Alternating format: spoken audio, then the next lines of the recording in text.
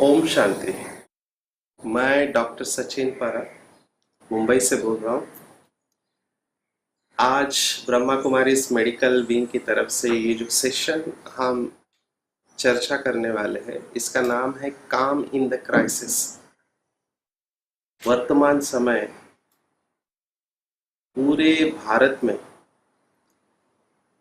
और पूरे विश्व में हम देख रहे हैं कि कोविड-19 जो क्राइसिस है उसके वजह से बहुत सारे समस्याएं हैं। सबसे बड़ी समस्या है कि लोगों के अंदर डर है कि कहीं मुझे कोविड नहीं हो जाए। एक घर में सबको कोविड हो जाता है तो उनके सामने समस्या है। इकोनॉमी अफेक्ट होती जा रही है, ट्रैवलिंग अफेक्ट होती जा रही है, कई लोगों के जॉब जा रहे हैं। तो ये सब क्राइसिस है और आज का टॉपिक है कि इन क्राइसिस के समय पर हम कैसे शांत रह सकते हैं। तो सबसे पहली बात मैं अपने अनुभव के आधार पर आपके सामने रखना चाहूँगा, क्योंकि काउंसलिंग के लिए पूरे भारत से ही नहीं देश विदेश से भी मुझे कॉल आते हैं, क्योंकि वो टीवी पर हमारा कार्यक्रम देखते हैं तो हमारा नंबर जाता है और वो कॉल करते हैं इस आशा से कि हमको कुछ सोल्यूशन मिल जाएगा। तो उसमें मैं देख रहा हूँ कि क्राइसिस के वक्त शांत रहना सबके बस की बात नहीं है। बहुत कम लोग होते हैं जो क्राइसिस के वक्त अपने आप को स्टेबल और स्थिर रख पाते हैं। मेजॉरिटी लोगों के ऊपर शरीर और मन के ऊपर उसका असर आता है। तो क्या हम कर सकते हैं जिससे कि हम क्राइसिस के वक्त शांत रख पाए, अपने आप को स्टेबल रख पाए? तो कुछ केस स्टडीज मैं आपके सामने रखूंगा ताकि ये पूरा सेशन आप अपने आप को देख सकते हैं, अपने जीवन को या करीबी दोस्तों को देख सकते हैं और उसमें से हम टिप्स निकालेंगे।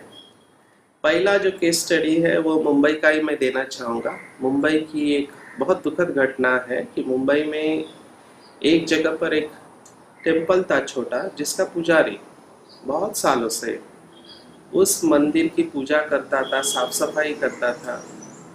अभी जैसे ही ये कोविड-19 लॉकडाउन चालू हुआ तो मंदिर बंद हो गए, लोगों का आना बंद हो गया। उन्होंने राह देखा, एक दिन, 2 दिन, 15 दिन, 1 महीना हुआ, कोई आया नहीं। और वो पुजारी अपने गांव जाना चाहता था, लेकिन गांव जाने की भी सुविधा नहीं हो पा रही थी शुरुआत के दिनों में। तो फ्रस्ट्रेट हो गया, निराश हो गया और फिर उस पुजारी ने ऐसा कदम उठाया जो नहीं उठाना चाहिए। उस पुजारी ने, जहाँ पर वो इतने साल से मंदिर की पूजा कर रहा था, वहाँ पर ही उसने अपने आप को लटका लिया, फांसी लगा ली, आत्महत्या कर लिया। बहुत शॉकिंग इंसिडेंस हमारे लिए था। तो यहाँ पर हम देखते हैं कि जब क्राइसिस होता है तो व्यक्ति का जो धीरज होता है वो छूट जाता है। कोई तो चाहिए जो उसको धीरज दे सके, उसकी हिम्मत बढ़ा सके या उसको शक्ति दे सके, ताकि वो आने वाले परिस्थिति को हैंडल कर सके। दूसरा केस स्टडी मैं बताना चाहूँगा, ये भी मुंबई का है। हम सब जानते हैं एक्टर एंड एक्ट्रेस बॉलीवुड के, जिनको हम रोल मॉडल समझते हैं, जिनको हम फॉलो करते हैं। तो ये बहुत फेमस एक्ट्रेस अमेरिका से पढ़ी, लेकिन रिलेशनशिप्स में जो भी मनमुटाव, अनबन या फेलियर आप कहो, उसके वजह से फ्रस्ट्रेट होकर इन्होंने भी अपने जीवन को ख़त्म कर दिया। हालांकि इनका करियर बहुत अच्छा था। तो यहाँ पर ये दोनों केसेस में हम एक ऐसी पर्सनालिटी को देख रहे हैं जिनको हम अंग्रेजी में इम्पल्सिव कहते हैं। इम्पल्स माना अंदर से वो भावना आती है और उस भावना में बह के चले जाते हैं। क्राइसिस के वक्त जितना व्यक्ति शांत होगा, स्थिर होगा, उतना इस भावनाओं को वो हैंडल कर पाएगा। मैं जब भी यूथ को खास करके लेक्चर लेता हूँ मोटिवेशन, उसमें एक कोटेशन मैं हमेशा दिखाता हूँ जो मेरा बहुत फेवरेट है। Just because you are temporarily upset, don't take permanent decisions of life. आप अपसेट होते हैं किसी भी कारणवश, आप परमानेंट डिसीजन मत लो, क्योंकि उस अपसेट अवस्था में लिया हुआ निर्णय ज़्यादातर गलत होता है। उस समय होल्ड ऑन करो। होल्ड ऑन ये शब्द भी बहुत सुंदर है। होल्ड में 4 शब्द हैं, या हॉल्ट शब्द ले लो। Halt, hungry, angry, lonely and tired. इस समय हमारे निर्णय गलत होते हैं तो धीरज छूट जाता है। तीसरा केस स्टडी मैं पश्चिम बंगाल का लूंगा। ये सब मुझे फ़ोन कॉल आए कोविड-19 के दौरान, पिछले 6 महीने की बात मैं कर रहा हूँ। अभी ये भाई, इन्होंने मेडिटेशन का भी कोर्स किया है, 5 साल से अभ्यास कर रहा है मेडिटेशन का, लेकिन इनका जॉब है स्कूल में बक्से बनाना, जो बैग्स लेते हैं बच्चे। अभी स्कूल बंद है तो बैग्स का डिमांड नहीं है, तो इनकम नहीं है। घर बनाने के लिए लोन लिया और लोन का पैसा चुकता करना है। अभी जॉब नहीं है तो बहुत चिंता है, डिप्रेशन में गया। और उन्होंने फिर कुछ लोगों को फ़ोन पे बात की, तो एक भाई ने उनको जवाब दिया कि मैं बहुत धनवान हूँ, मेरे पास पैसा आते जा रहा है, ऐसे संकल्प करो। और वो भाई कह रहा है ये संकल्प मेरी बुद्धि स्वीकार नहीं कर रही है, जब मेरे पास कुछ है ही नहीं, मैं पैसा जुटा नहीं पा रहा हूँ, लोन चुकता नहीं कर पा रहा, ये संकल्प बुद्धि कैसे स्वीकार करेगी, नहीं हो रहा था। तब उन्होंने हमसे बात किया और उनको कुछ हमने टिप्स दी जो हम लास्ट में देखने वाले हैं।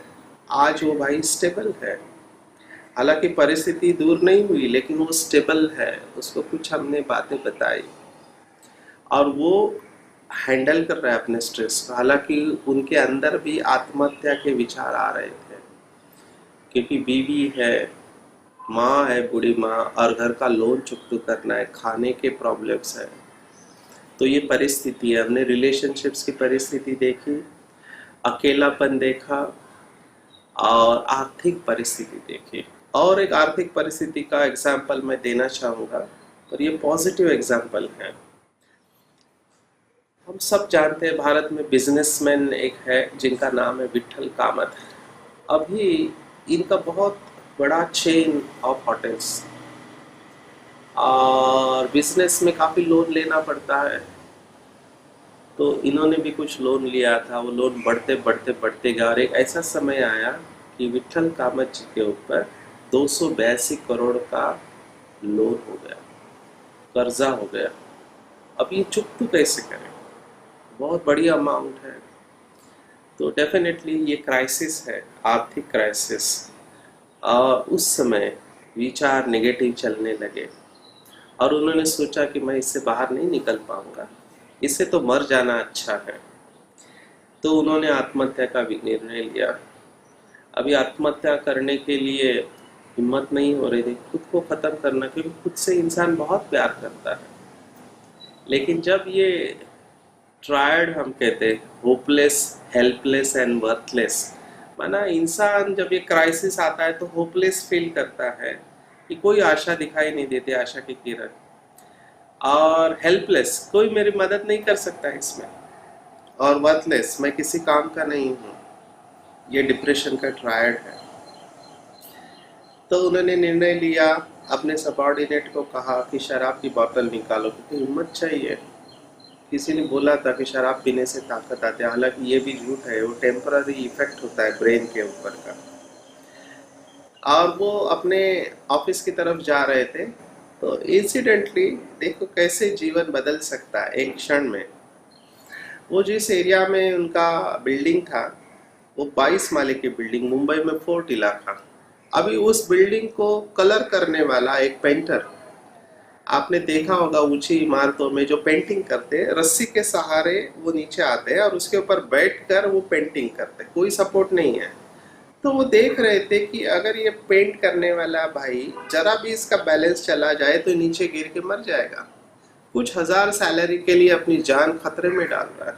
तो उनको प्रेरणा आई, उन्होंने उस पेंटिंग करने वाले से प्रेरणा लिया और सोचा कि अगर ये अपने जीवन को खतरे में डाल के चला रहा है तो मैं 282 करोड़ कर्जे से क्यों डर रहा हूँ।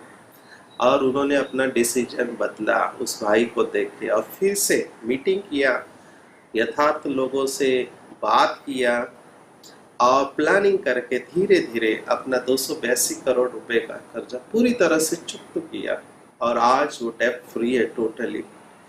तो ये बहुत अच्छा एग्जाम्पल है कि किसी से प्रेरणा लेके बातें करके क्राइसिस के अंदर शांत रह के उस परिस्थिति से बाहर निकल आना। चौथा उदाहरण जो मैं आपके सामने देना चाहता हूँ वो यूथ का है। इस समय और एक बड़ी समस्या कोविड के साथ हम देख रहे हैं, वो माना जॉबलेस, जॉब्स नहीं है। कई लोगों को जॉब से निकाला गया है, कई लोगों का जॉब बंद है। हमारे एक सिविल इंजीनियर है, उनका जॉब पूरी तरह से बंद है। कई सारी कंपनियों ने इवेंट मैनेजमेंट ग्रुप है, उनका इवेंट मैनेजमेंट, क्योंकि भीड़ इकट्ठा नहीं हो सकती, उनका जॉब बंद है। तो हम देख रहे हैं कि ये लोग कैसे स्ट्रगल कर रहे हैं इस क्राइसिस में शांत रहने का।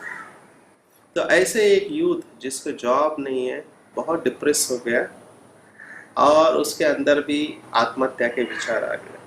पर उसका भाग्य अच्छा था कि उन्होंने एक बहुत ही अच्छे डॉक्टर से फ़ोन पे बात किया और उनको कहा कि मैं आत्महत्या करना चाहता हूँ, मुझे अच्छा रास्ता बताओ, क्योंकि आत्महत्या करने का भी डर होता है।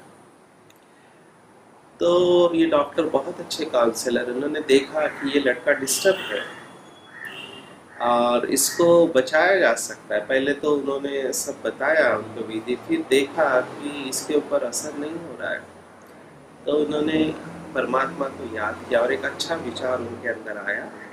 उन्होंने इस युवा को कहा कि देखो भैया, तुमको मरना है तो मेरे पास एक अच्छा आइडिया है। तो उसने कहा क्या?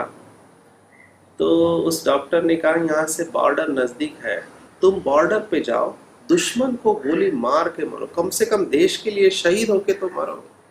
अभी उसकी आंखें चमक गए और उसने सोचा कि क्यों ना मैं जाते जाते कुछ अच्छा काम करके जाऊँ। इस डॉक्टर को रिक्वेस्ट किया कि मैं कैसे कर सकता हूँ, ये मेरी तो कोई पहचान नहीं है। डॉक्टर ने इस लड़के के लिए कर्नल से बात किया, उस कर्नल ने इस लड़के को रखा अपने पास क्योंकि इसका हाइट बॉडी अच्छा था, और देखा कि धीरे धीरे इस लड़के का मूड अच्छा होते जा रहा है।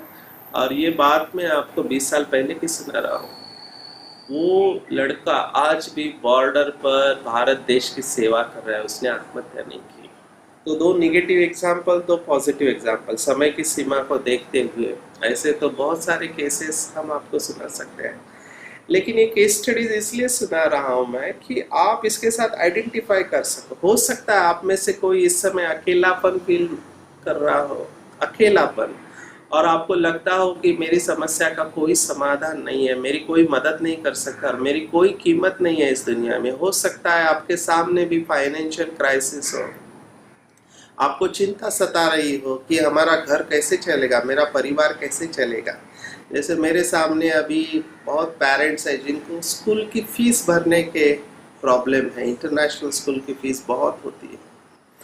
तो क्या आपको ये चिंता सता रही है? कुछ लोग हैं खास करके डायबिटीज वाले और हार्ट डिसीज वाले, उनको भी ये चिंता है क्योंकि वो बार बार न्यूज़ में पढ़ रहे हैं कि डायबिटीज या और कोमॉर्बिडिटीज होते हैं जिनको हार्ट की बीमारी, उनको अगर कोविड हो जाए तो उनके बचने के चांसेस कम होते हैं क्योंकि उनकी इम्यूनिटी कम होती है। वो भी चिंता सता रही कहीं मुझे और मेरे परिवार को कोविड होने जाए, और फिर हो गया तो उसका खर्चा प्राइवेट हॉस्पिटल में बहुत होता है।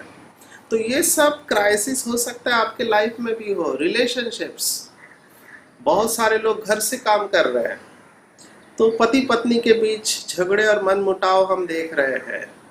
मैं खुद, मेरे पास एडिक्शन के केसेस इस कोविड-19 क्राइसिस में बढ़ते जा रहे हैं क्योंकि अकेलापन है, खुशी नहीं है, लोगों से मिल नहीं सकते तो नशा करते हैं, नशे के केसेस भी बढ़ते जा रहे हैं। तो ये सब मल्टीपल क्राइसिस हो सकते हैं इंडिविजुअल या कंपनी में और at large in a society, और ये सत्य है, आप इससे दूर नहीं भाग सकते। हम सॉल्यूशन के ऊपर आते हैं कि क्या किया जा सकता है। सबसे पहली बात, हम मैनेजमेंट में कहते हैं there is no lock without a key. ताला है मतलब चाबी होनी चाहिए, समस्या है, क्राइसिस है मतलब समाधान होना चाहिए। आज तक हम देख रहे हैं, इतिहास को अगर देखें तो बहुत सारी समस्याएं लोगों के सामने आई, लेकिन फिर भी लोगों ने उसका समाधान निकाला। अनाज की बहुत बड़ी समस्या थी, लेकिन आज हमारे पास पर्याप्त अनाज है सबके लिए खाने के लिए। भूखमरी बहुत बड़ी समस्या थी, पानी की समस्या थी, एजुकेशन की समस्या थी। धीरे धीरे हमने देखा कि ये बहुत बड़ी समस्याओं को हम कंट्रोल करते जा रहे हैं। कोविड-19 भी एक समस्या है। अभी हम उस फेज में है कि इसका वैक्सीन डेवलप हो रहा है फाइनल स्टेज पे, और वैक्सीन आएगा तो हम सब इम्यूनाइज हो जाएंगे। केवल ये बात है पेशेंस रखने की, और यही व्यक्ति का छूट जाता है। तो सबसे पहली बात, हमको अपने आप से बात करना चाहिए कि yes there is a problem, समस्या है लेकिन ये अंत नहीं है। It's not the end, it's just a bend. ये थोड़े समय के लिए रहेगी, मुझे तब तक अपनी हिम्मत रखनी है, धीरज रखना, ये बात करना पड़ेगा। और आप अकेले नहीं रहो, आपको किसी ना किसी के साथ बात करनी चाहिए। जैसे मेरे पास केसेस आते हैं तो मेरे से बात करते हैं, जब उनको एम्पैथी मिलती है तो वो शक्तिशाली अनुभव करते, साथ में मेडिटेशन करते हैं तो और अच्छी तरह से वो स्टेबल रख पाते अपने आप को परिस्थिति में। तो पहली बात कि ये समस्या है और इसका समाधान है, सिर्फ समय की बात है, तब तक मुझे हिम्मत रखना, ये अपने आप को बार बार याद दिलाना। दूसरा, क्राइसिस के वक्त देखा गया है कि लोग स्ट्रेस रिस्पांस में जाते हैं। मेडिकली हम सब जानते हैं, समय के अभाव से मैं इसकी गहराई में नहीं जाऊंगा।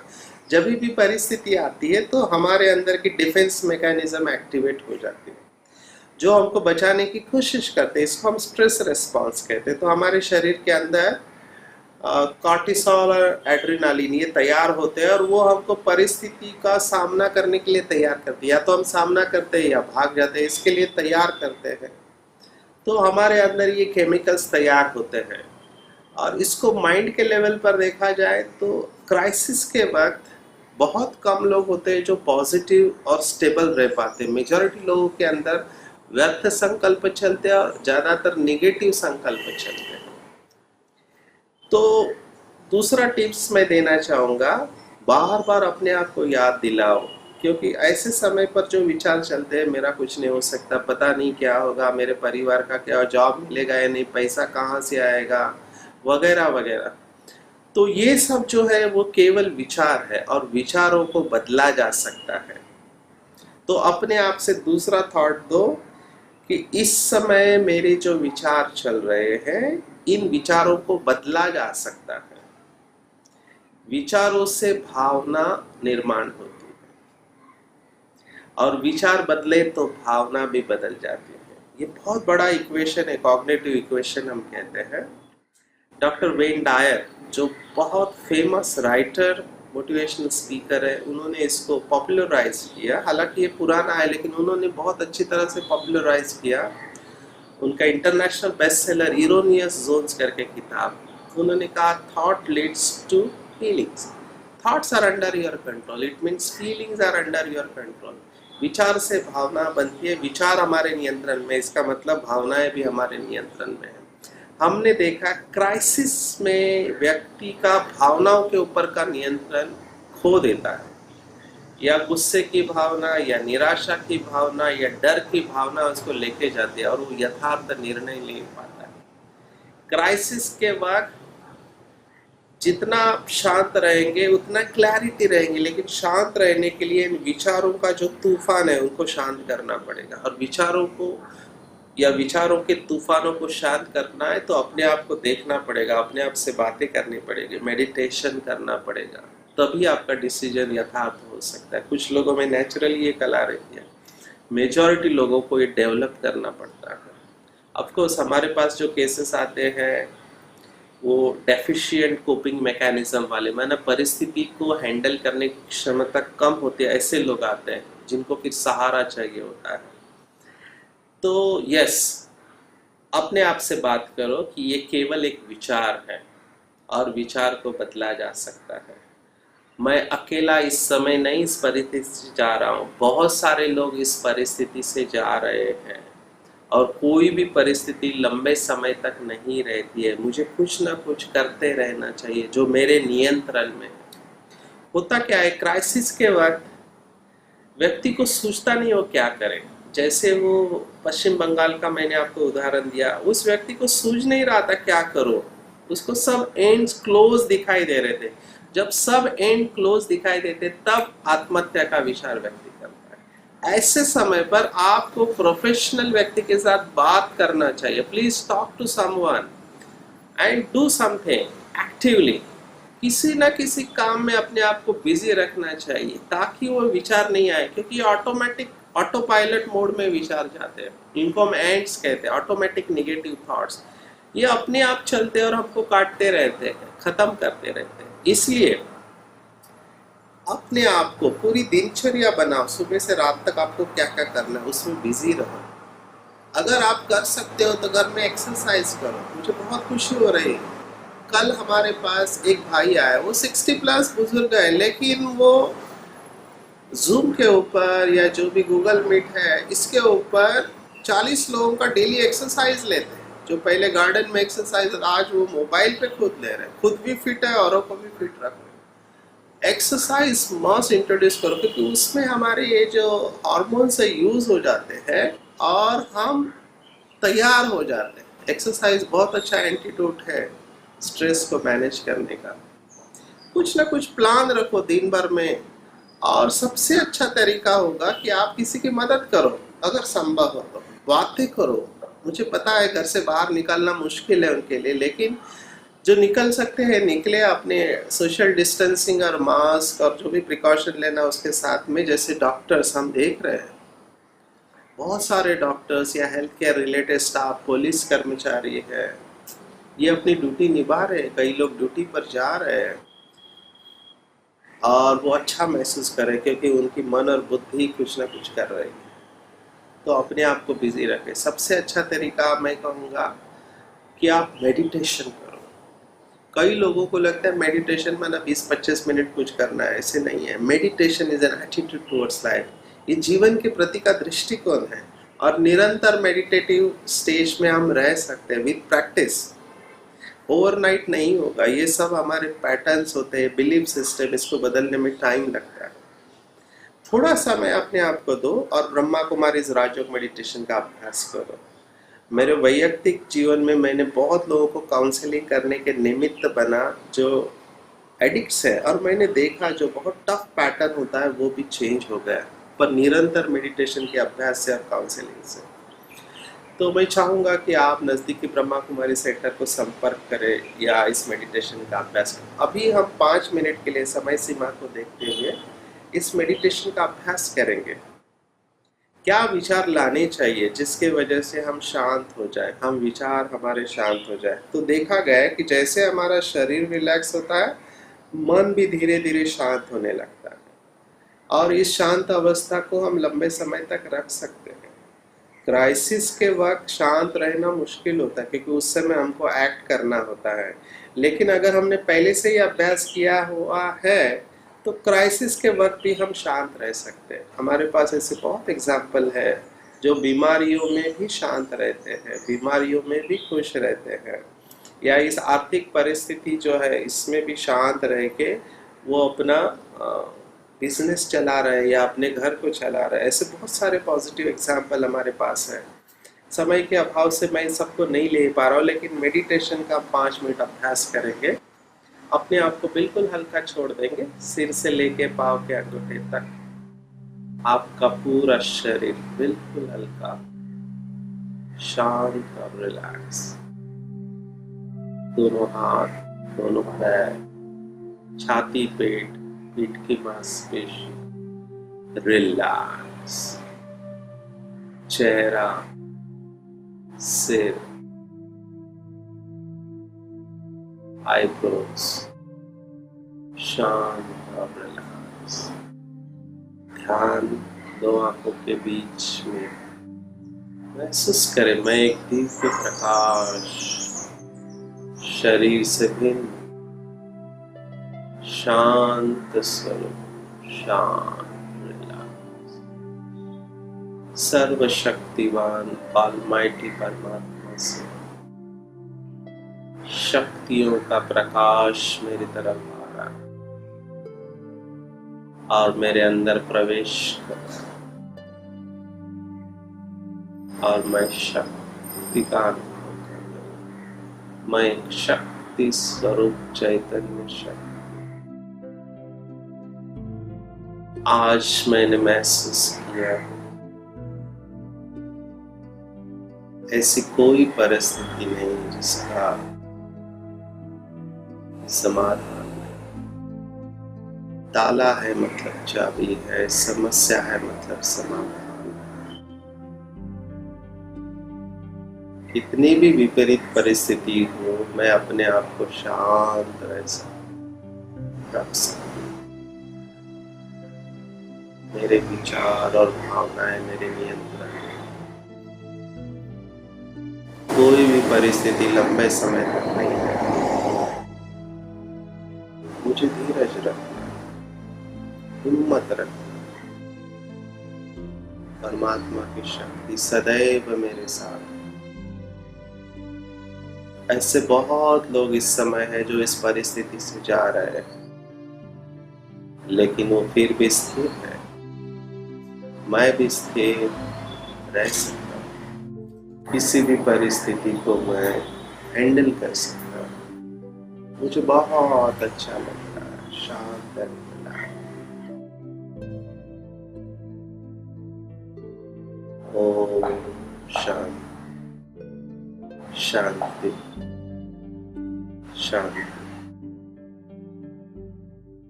ये एक एग्जाम्पल आपको दिया गया कि इस तरह से रिलैक्स स्टेज में अगर आप अपने आप को पॉजिटिव थॉट देते हैं, मेडिटेटिव थॉट देते हैं, तो हमारी जो बिलीफ सिस्टम है जो ऑटो पायलट मोड में जाती है, ऑटोमेटिक नेगेटिव थॉट चलते हैं, उनको हम कंट्रोल कर करके धीरे धीरे ख़त्म करके फिर वहाँ पर सकारात्मक थॉट्स निर्माण कर सकते हैं। ये ओवरनाइट नहीं होता, इसके लिए अभ्यास करना होता है। हजारों भाई बहने, लाखों भाई बहने पूरे विश्व के 140 देशों में राजयोग मेडिटेशन का अभ्यास कर रहे हैं, और इस परिस्थिति में केवल अपने को नहीं लेकिन दूसरों के लिए भी सहारा बने हुए हैं। जैसे मेडिकल विंग इस समय भारत और देश विदेश के जहाँ पर भी ये सेशन जा रहे हैं, सबके लिए सहारा बने हुए हैं। तो आइए, मैं आप सबको निमंत्रण देता हूँ, नज़दीकी ब्रह्मा कुमारी शाखा से संपर्क करें। अगर आप जा सकते हैं तो अच्छा है, नहीं जा सकते हैं गवर्नमेंट के रेगुलेशंस के हिसाब से तो ऑनलाइन आप ये कोर्सेज सीख सकते हैं। और प्लीज़, अगर आप किसी भी तरह से डिस्टर्ब है, अपसेट है, तो ऐसा कोई डिसीजन मत लो जिसके लिए पश्चाताप करना पड़े आपको और आपके परिवार को। मदद अवेलेबल है, प्रोफेशनल लोगों से बात करो। अगर नहीं तो हमसे बात करो, हमारे नंबर नीचे दिए हुए हैं। मैं इस समय परमात्मा से प्रार्थना करता हूँ कि विश्व के ऊपर इस समय जो समस्या है कोविड-19 की, वो जल्द से जल्द दूर हो जाए। और मुझे आशा दिखाई दे रही है। क्यों? क्योंकि वैक्सीन लास्ट स्टेजेस में है और वैक्सीन आते ही हम सब प्रोटेक्टेड हो जाएंगे। हमको तब तक धीरज रखना है। ऐसी कोई समस्या नहीं जिसका समाधान नहीं, और हर समस्या हमारी शक्तियों को बढ़ाती है, हमको शक्तिशाली बनाती है। तो परमात्मा आप सबको स्वस्थ रखे, आपके परिवार को स्वस्थ रखे। ये पूरा विश्व जल्द से जल्द इस महामारी से मुक्त हो जाए, और इस धरती पर जो विजन है ब्रह्मा कुमारी इसका कि सतयुग आ जाए, सभी लोग सुखी हो जाए, विश्व की सर्व आत्माएं अनेक जन्मों के लिए सुखी हो जाए। ये ब्रह्मा कुमारी का थॉट है, और इसी थॉट के साथ मैं यहाँ पर रुकना चाहूँगा। ओम शांति। Thank you very much.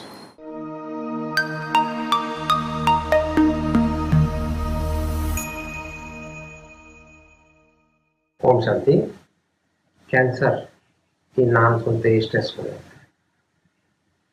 Cancer के लिए बहुत सारे ट्रीटमेंट अवेलेबल है, जैसे सर्जिकल थेरेपी है, कीमोथेरेपी है, इम्यूनोथेरेपी है, रेडियोथेरेपी है, जीन थेरेपी है। और आज हम ये जानते हैं कि मेडिटेशन थेरेपी भी कैंसर के लिए काम आएगी क्या। वैसे तो कैंसर के लिए बहुत सारे कारण हैं। जनरल कॉजेस है, इम्यूनिटी रिलेटेड कॉजेस है, जीन रिलेटेड कॉजेस है, एनवायरमेंटल रिलेटेड कॉजेस है, पर कोई भी साइकोलॉजिकल कॉजेस पे ध्यान नहीं देते। बहुत लोगों को ये पता नहीं कि साइकोलॉजिकल कॉजेस से भी कैंसर हो सकता है। बहुत लोग हैं जो अपने इमोशंस को अपने अंदर दबा के रखते हैं, किसी से शेयर नहीं करते हैं, ये भी कारण हो सकता है। आज हम जानते हैं कि क्या क्या और कारण है, जैसे रिप्रेस्ड एंगर है, हेट्रेड है, द्वेष की भावना, रिसेंटमेंट है, आइसोलेशन अकेलापन है, डिप्रेशन है, पुअर स्लीप है, नींद सही नहीं आना, जनरल लाइफ स्ट्रेस है। थोड़े लोग छोटी छोटी चीजों में इरिटेट हो जाते हैं, गुस्सा हो जाता है, ये लॉन्ग टर्म में एक्यूमुलेट होकर अपने बॉडी के सेल्स को इफेक्ट करता है। और पोस्ट ट्रॉमेटिक स्ट्रेस डिसऑर्डर्स है, नेचुरल डिजास्टर्स है, टेररिस्ट अटैक्स है, sudden loss of loved ones है, डोमेस्टिक अब्यूज है, सडन फाइनेंशियल लॉस है, ट्रेजिक इवेंट इन चाइल्डहुड में कुछ इवेंट ऐसा हुआ है, उसके लिए है, उसके मेमोरीज बहुत हॉन्ट करते हैं। कोई वॉर लाइक सिचुएशन है, या नेगेटिविटी जो हमको अभी मीडिया से मिलती है, उसकी वजह से भी साइकोलॉजिकली हमको इफेक्ट होता है। जब ये आदमी चिंता में रहता है तभी उसको भूख कम लगती है, उसकी वजह से बॉडी का न्यूट्रिशन स्टेटस भी कम होता है। आजकल हमारे बॉडी के ऊपर केमिकल और टॉक्सिन्स का इफेक्ट बहुत है। इसका मेन कारण है इंडोर पोल्यूशन। हम लोग आउटडोर पोल्यूशन के बारे में बहुत जानते हैं, पर इंडोर पोल्यूशन के बारे में नहीं सोचते। जो भी केमिकल्स हम हमारे बॉडी को अप्लाई करते हैं या हमारे घर में साफ सफाई वगैरह इसके लिए भी हम यूज करते हैं, वो सारा इंडोर पोल्यूशन क्रिएट करता है। ये इंडोर पोल्यूशन की वजह से हमारे बॉडी को इफेक्ट होता है लॉन्ग टर्म। और मेन कारण है इलेक्ट्रोमैग्नेटिक फील्ड रेडिएशन, जैसे मोबाइल फोन है, पीसी है, लैपटॉप है, वाईफाई है, टीवी है, कोई भी इलेक्ट्रॉनिक आइटम है, वो अपना रेडिएशन एमिट करता रहता है। 3G है, 4G है, 5G है, इन सब से हमारे बॉडी के सेल्स को लॉन्ग टर्म में इफेक्ट होता है। नॉर्मली एवरीडे हमारा बॉडी कैंसर कॉजिंग सब्सटेंसेस से जूझता रहता है, एक्सपोज रहता है। जैसे एयर से, हम जो सांस लेते हैं एयर में, फूड जो हम खाते हैं उसमें, या पानी जो हम पीते हैं उसमें कैंसर कॉजिंग एजेंट्स रहते हैं। अगर हमारी इम्यूनिटी बहुत अच्छी है तो पहले ही बॉडी वो सब्सटेंस उसको एजेंट्स को डिस्ट्रॉय कर देती है। अगर बाय चांस वो सेल में जाके सेल को अबनॉर्मल सेल्स बना देती है तो डीएनए उसको बाहर निकाल देता है, उसके साथ फाइट करता है। अगर वो कैंसर सेल में कन्वर्ट करने के लिए सक्षम हो जाते हैं तो हमारे किलर टी सेल्स हैं जो कैंसर सेल्स को मार देते हैं। पर जब हमें स्ट्रेस है तो हमारा इम्यूनिटी लेवल कम होता है, तो ये सारे स्टेप्स कमजोर हो जाते हैं और हमें डिसीज होने लगती है। हमारा एक्यूट इन्फ्लेमेटरी से प्रोसेस बढ़ जाता है इसकी वजह से। और अभी हम जानते हैं कि स्ट्रेस की वजह से एक्चुअल में सेल में कैसे चेंजेस होते हैं। कोई भी इमोशनल स्ट्रेस है उसकी वजह से हमारा डीप स्लीप इफेक्ट होता है। स्लीप इफेक्ट होने के कारण मेलाटोनिन हार्मोन जो पीनियल ग्लैंड से रिलीज होता है उसकी मात्रा कम हो जाती है। वो कैंसर सेल को इनहिबिट करने के लिए काम होता है और इम्यूनिटी बढ़ाने का प्राइमरी हार्मोन है। और हमारा स्ट्रेस हार्मोन जो कॉर्टिसोल लेवल है वो बढ़ जाता है। आदमी एग्जॉस्टिव फील करता है, उसके adrenal gland, thyroid gland fatigue हो जाते हैं और हमारे ब्लड में जो सेल्स हैं सोमैटिड्स, वो एग्रेसिव बैक्टीरिया, ईस्ट और फंगल लाइक स्ट्रक्चर्स को चेंज होते हैं और वो हमारे नॉर्मल बॉडी सेल्स को डिस्ट्रॉय करने लगते हैं। ये अर्ली स्टेज ऑफ कैंसर है। स्ट्रेस की वजह से हमारे सेल्स में ग्लूकोज की मात्रा बढ़ जाती है और ऑक्सीजन की मात्रा कम हो जाती है। इसकी वजह से कैंसर का पेशेंट वीकनेस महसूस करता है। स्ट्रेस खाली कैंसर प्रोड्यूस नहीं करता है, उसको बढ़ावा देने के लिए भी हेल्प करता है। कैसे? हमारे बॉडी में बहुत सारे न्यूरोट्रांसमीटर्स है, जैसे VEGF है या मेट्रोप्रोटीनेजेस है, वो बढ़ने की वजह से angiogenesis, abnormal blood vessel growth बढ़ाता है और ट्यूमर का वॉल को ब्रेक डाउन करता है। इसकी वजह से वो रैपिडली प्रोग्रेस होता है। तो अभी हम ये जान गए कि स्ट्रेस की वजह से हमारे सेल में क्या क्या प्रॉब्लम्स होते हैं। इसका सॉल्यूशन क्या है? साइंस की एक ब्रांच है जिसको हम बोलते हैं साइको न्यूरो इम्यूनोलॉजी। उसका डेफिनेशन है behavioural, psychological, social and spiritual approaches to the medicine not commonly used. Simple भाषा में उसको माइंड बॉडी मेडिसिन कहते हैं। इसका मतलब हम हमारे माइंड, प्रोसेस ऑफ माइंड को, हमारे बॉडी को इन्फ्लुएंस करके हील करने के लिए यूज कर सकते हैं। ये साइंस दिखाता है। इसका मेन टूल है एक मेडिटेशन। अभी हम जानते हैं कि मेडिटेशन से क्या चेंजेस होता है हमारे बॉडी में। पहले तो हमारा एंडोक्राइन ग्लैंड्स का प्रॉपर कोऑर्डिनेशन मेडिटेशन बनाता है। हमारे हार्मोन लेवल जो भी ऊपर नीचे हुए हैं उसको नॉर्मल करता है। हमारा इम्यून सिस्टम को इम्प्रूव करता है। नेचुरल किलर सेल्स जो हमारे बॉडी में है उसको ज्यादा करता है। सेलुलर एंटीटॉक्सिन्स को बढ़ाता है, तो वो फ्री रेडिकल्स जो सेल में रहते हैं उसको डिस्ट्रॉय करते हैं। और जो मसल टेंशन हमारे बॉडी में होता है जिसकी वजह से हेडेक है या पेन है उसको कम करता है।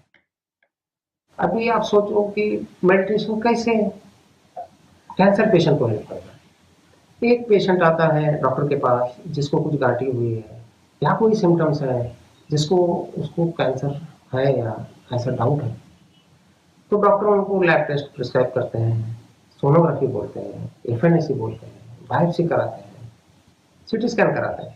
ये जो प्रोसेस है ये टाइम में वो फियर, एंजाइटी, कंफ्यूजन से भरा हुआ रहता है।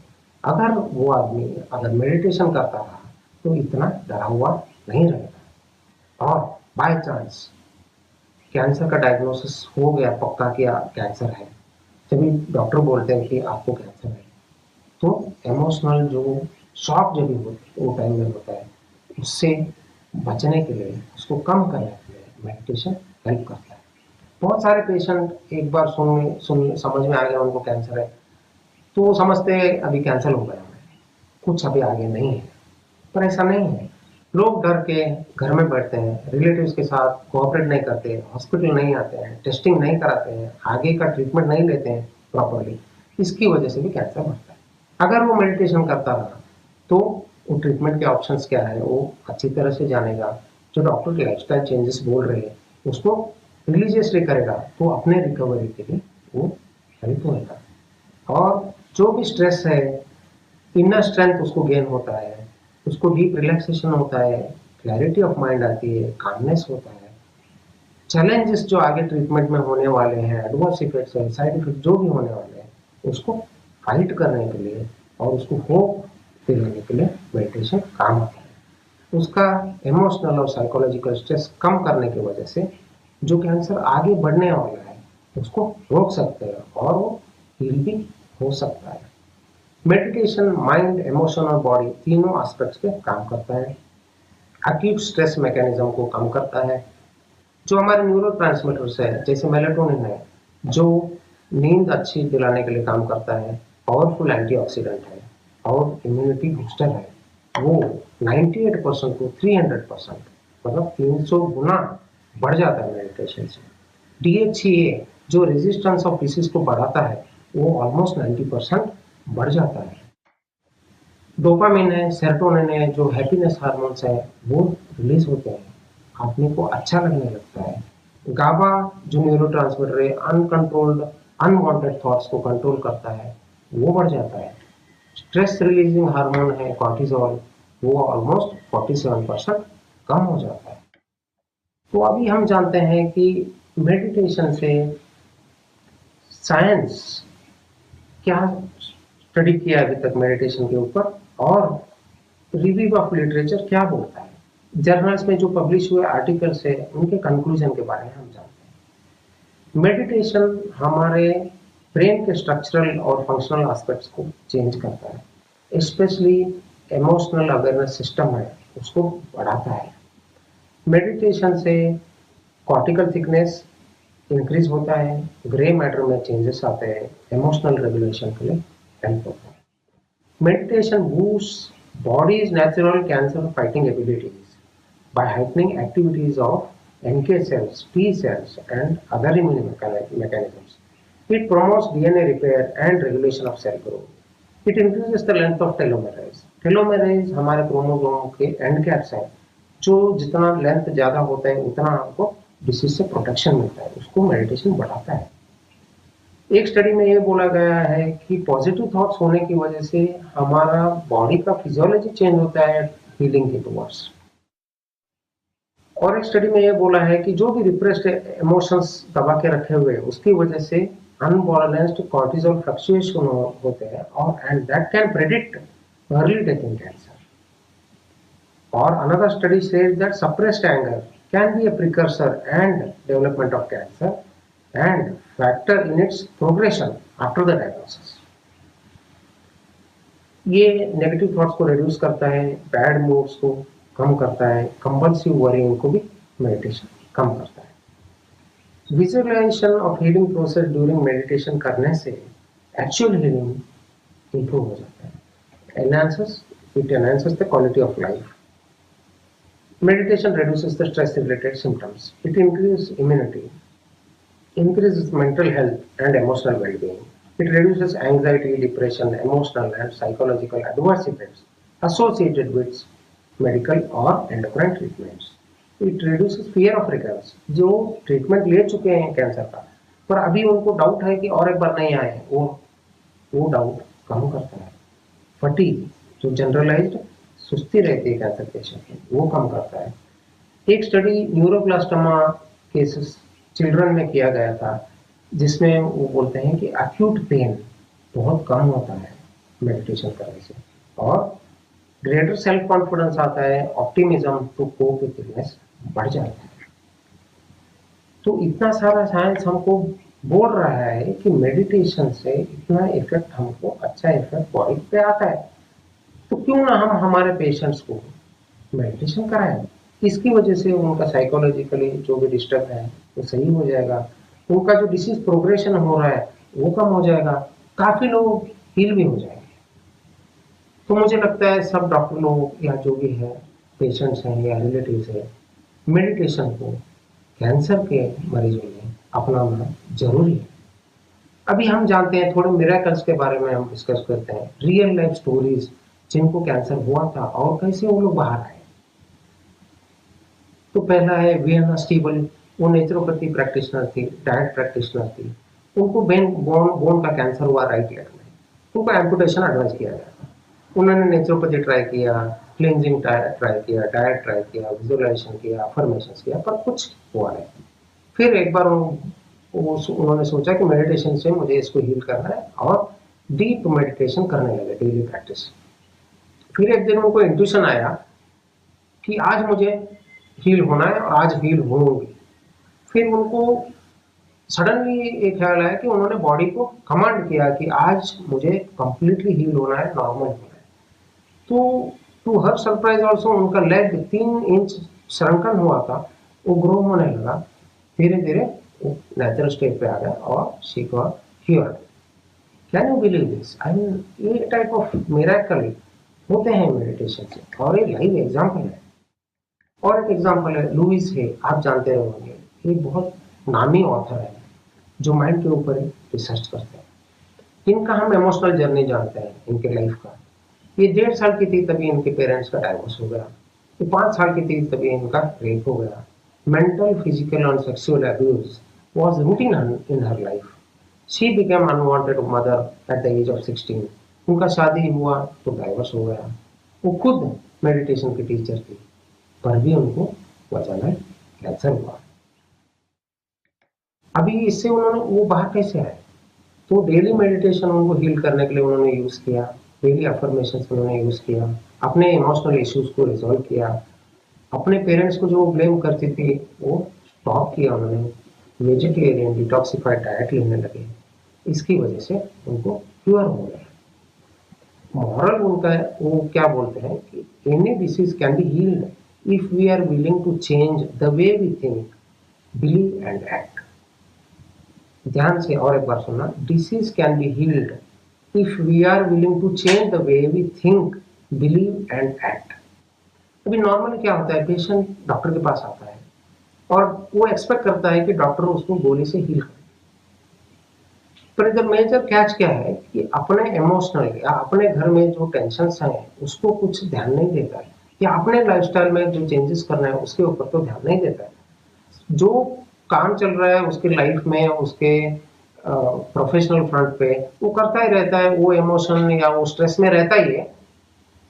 इसकी वजह से उसको बार बार डिसीजेस होते हैं और आए तो जल्दी कंट्रोल नहीं होते। तो हम मुझे लगता है कि पेशेंट भी अपने हीलिंग में अपने बॉडी के साथ साथ दे, अपने बॉडी में क्या चल रहा है वो देखे, अपने बॉडी में सेंसेशन जो आ रहे हैं उसके बारे में सोचे। वो कब होएगा? जब भी उसका माइंड शांत होएगा। कब होएगा? जब भी वो मेडिटेशन करेगा, जब भी अपने साथ वो डेली बैठेगा। पूरा दिन हम क्या कर रहे हैं? सुबह से शाम तक हम लोग खाली वही काम, सेम आज का दिन वही काम, अगले दिन वही काम, तीसरा दिन वही काम, ऐसे ही हमारी जिंदगी चलती रहती है। सुबह से शाम तक हम दूसरों से बात करने में बिजी रहते हैं, पर हम खुद से बात नहीं करते। तो मैं सबको रिक्वेस्ट करता हूँ कि डेली सब लोग अपना सेल्फ ऑडिट करो, अपना उतार चढ़ाव, स्ट्रेस या मेंटल टेंशन पूरे दिन में कैसा था, किसी के साथ मेरा व्यवहार बर्ताव कैसा था, उसके बारे में सोचो। और रात में सोने से पहले जो भी था वो माइंड में से निकाल के उसको भगवान को अर्पित करके सो जाओ। इससे बहुत फर्क पड़ेगा। अगला एग्जाम्पल है अनीता मूरजानी, ये ऑथर है dying to be me book की। इनको 2002 में कैंसर डायग्नोस हुआ। She passed away in 2006. Now the story starts. She had a near-death experience. Felt like whole world is just a culmination of everyone's thoughts and beliefs.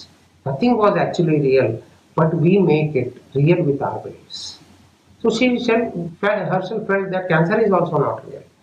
She came back to her body and declared that she is cancer-free. और doctors confirm it कि अभी cancer free है। Stage 4 cancer से गुजर गई थी 5 minute पहले, वापस आई तो कैंसर नहीं है। Can you believe this? And such a sort of miracle. बाद में उनका इंपॉर्टेंट लेसन उन्होंने ये दिया कि unless I love my self nothing else in my life can function at it best. तो ये सारे एग्जाम्पल से हम लोग सीखें हमारे लाइफ को चेंजेस कैसे करें। नेक्स्ट है मार्टिन ब्रॉफमन। ये टर्मिनल कैंसर स्पाइनल कॉर्ड का इनको हुआ था। इन्होंने कैसा क्योर किया अपने आप को? ये अपना कॉन्शियसनेस को रिप्रोग्राम किया मेडिटेशन करते वक्त, माइंड को सजेशंस दिया। अपना जब भी वो खाना खाते हैं तो उन्होंने सोचा कि ये खाना जो भी अंदर जा रहा है वो मेरे कैंसर को हील कर रहा है। अपने आप से पॉजिटिवली बात करने लगे, माइंड को शार्पली फोकस किया हीलिंग के टूवर्ड्स मेडिटेशन करते हुए। अभी ये कॉन्शियसनेस को रिप्रोग्राम कैसे करें? नॉर्मली हम लोग एक लेवल तक, हमारा बीटा लेवल में हम रहते हैं डेली। हमारा लेवल अगर बढ़ाना है, हमारे पास वो सक्षमता नहीं है, तो हमें हायर सोर्स से लेना पड़ता है। तो हमें अभी जैसे एनवायरमेंट पोल्यूशन की वजह से अभी गवर्नमेंट इलेक्ट्रॉनिक व्हीकल्स को प्रमोट कर रहा है। जब भी चार्ज रहता है तभी वो व्हीकल चलता है, जब भी डिस्चार्ज हो जाता है तभी उसको हमको चार्ज करना पड़ता है। वैसे ही हमारा इंडोर पोल्यूशन, इंटरनल पोल्यूशन को इम्प्रूव करने के लिए हमको मेडिटेशन करना पड़ता है। और जब भी हम थक जाते हैं तो हमको हायर सोर्स से, हमारे हायर सेल्फ से एनर्जी लेनी पड़ती है। यही राजयोग में सिखाया जाता है। नेक्स्ट केस है ब्रैंडन बेस। इनको फुटबॉल साइज पेल्विक ट्यूमर हुआ at the age of 39। She was a motivational speaker herself, energy medicine expert, lifestyle therapy expert थी। तो भी उनको पेल्विक ट्यूमर एक फुटबॉल के साइज इतना हो गया। उनको चाइल्डहुड में बहुत सारा अब्यूज और डोमेस्टिक वायलेंस हुआ था। वो मेडिटेशन में बाद में अपने पेरेंट्स को डेली फॉरगिवनेस करती रही। धीरे धीरे उनका ट्यूमर सॉफ्टन हुआ और 6 वीक में उनका ट्यूमर गायब हो गया। ये सारे इमोशंस की वजह से, जो एग्जाम्पल्स हमने अभी सोचा सुना, उसकी वजह से कैंसर हो रहा है और कैंसर को हील भी कर रहे हैं। तो अगर कैंसर हील होता है तो और कोई भी डिसीज हील हो सकता है। कंक्लूजन में, emotional and mental states play a significant role both in susceptibility to and recovery from all the diseases, including cancer. If the total integrated system of the body, mind and emotions, which constitute the whole person, is not working in direction of health, then purely physical interventions may not succeed. तो quantum healing क्या बोलता है? Health is an optimistic state of dynamic equilibrium between the energies acting at a different planes of consciousness. Illness is disequilibrium at any plane of consciousness, resulting in disharmony, which can be corrected by moving to a higher plane of consciousness and higher level of harmony. अभी ये higher plane of consciousness और higher level of harmony को हम कैसे पहुंचेंगे?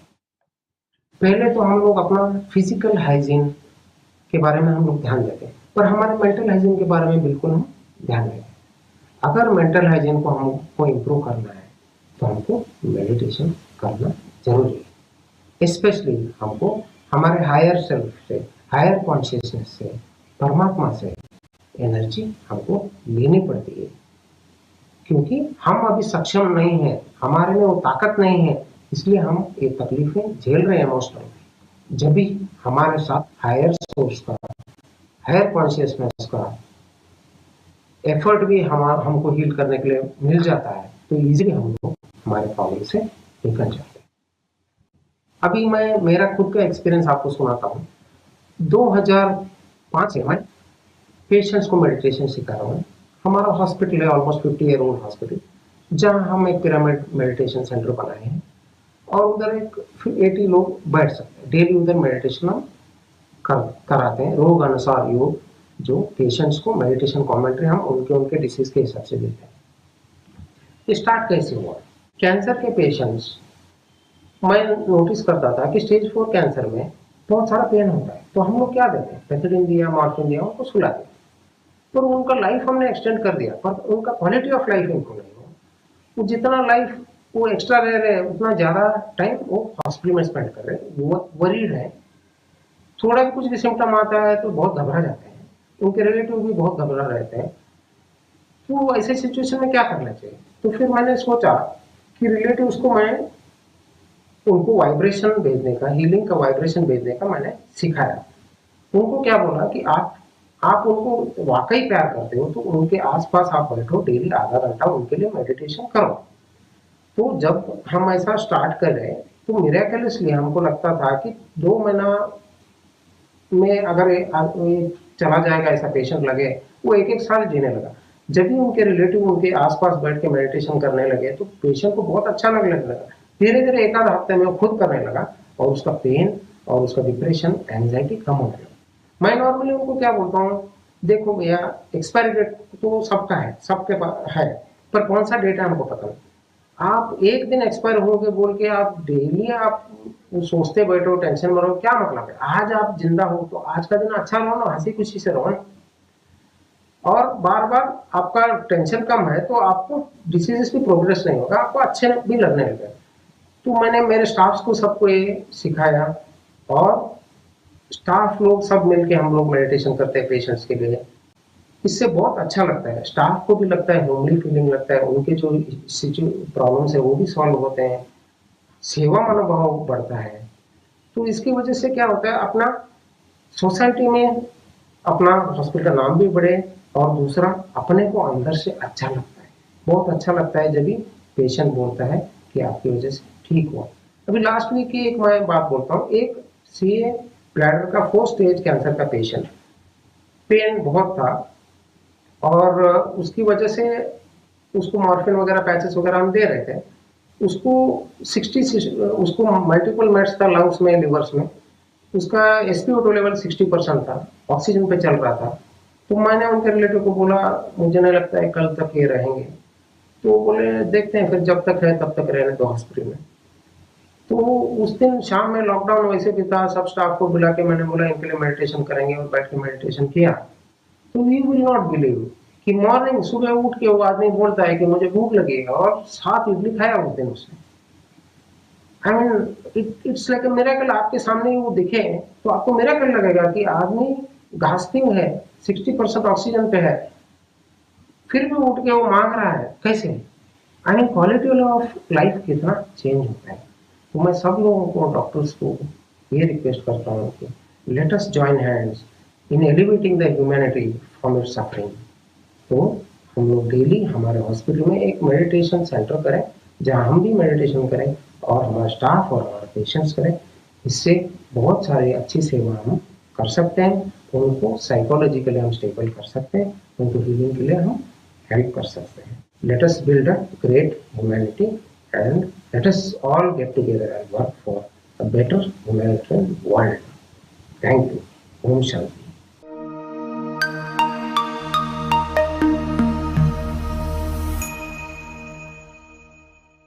ओम शांति। कभी कभी अकेलापन अच्छा लगता है। घर में किसी से कोई बात हो जाए, कहासुनी हो जाए, झगड़ा हो जाए, तो मन करता है कि थोड़ी देर अकेले में जाके बैठ जाते हैं, थोड़ा सुकून मिल जाएगा, शांति मिल जाएगी और बात खत्म हो जाएगी। लेकिन हर झगड़े का सॉल्यूशन ऐसा नहीं हो सकता। कहावत है, कोई झगड़ा हो, कोई बात हो, या तो माफी मांग लो, नहीं तो दे दो। क्योंकि माफी मांग नहीं सकते तो दे तो सकते ही हैं।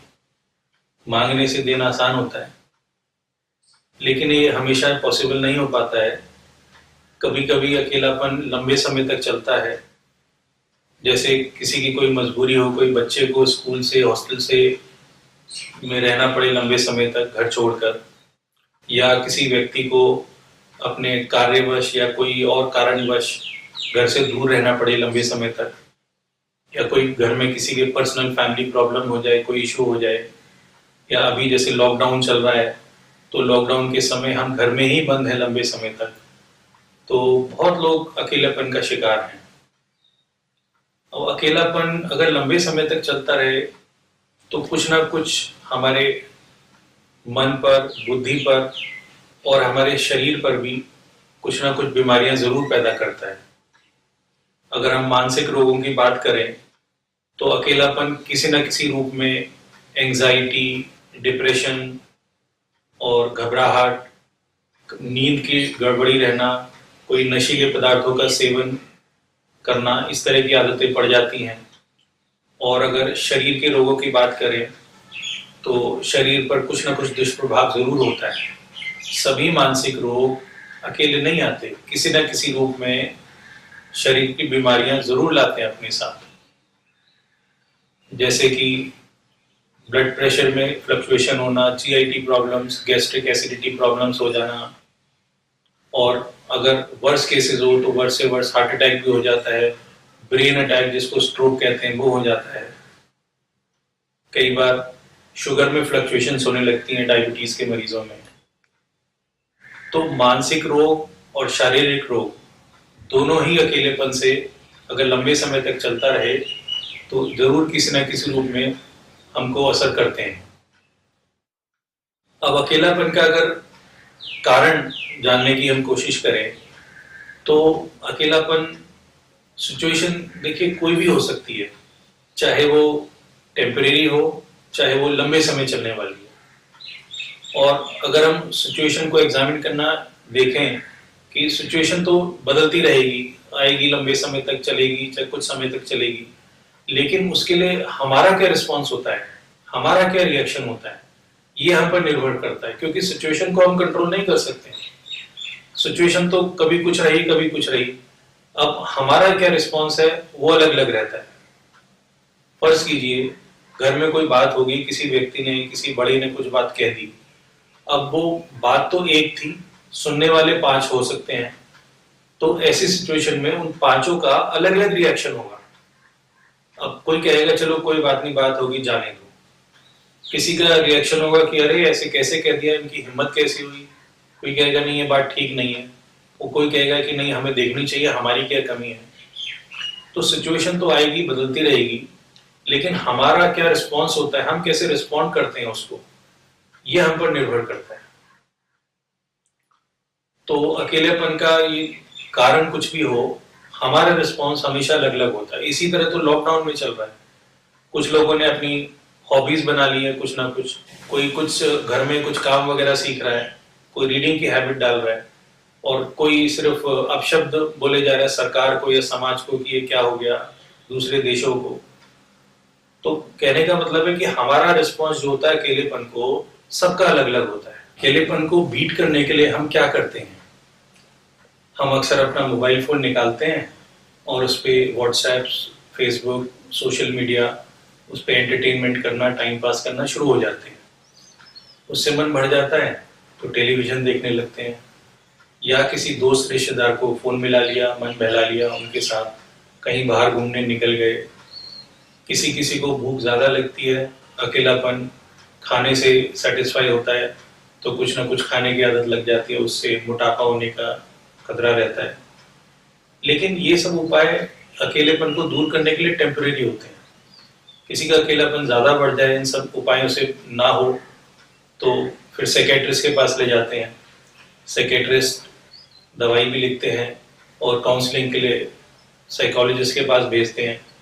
साइकोलॉजिस्ट समझाते हैं कि अपने मन को बिजी रखो, खाली समय ना बैठो, कुछ अखबार पढ़ने की, मैगजीन पढ़ने की आदत डालो, टीवी देखो, कहीं घूमने जाओ।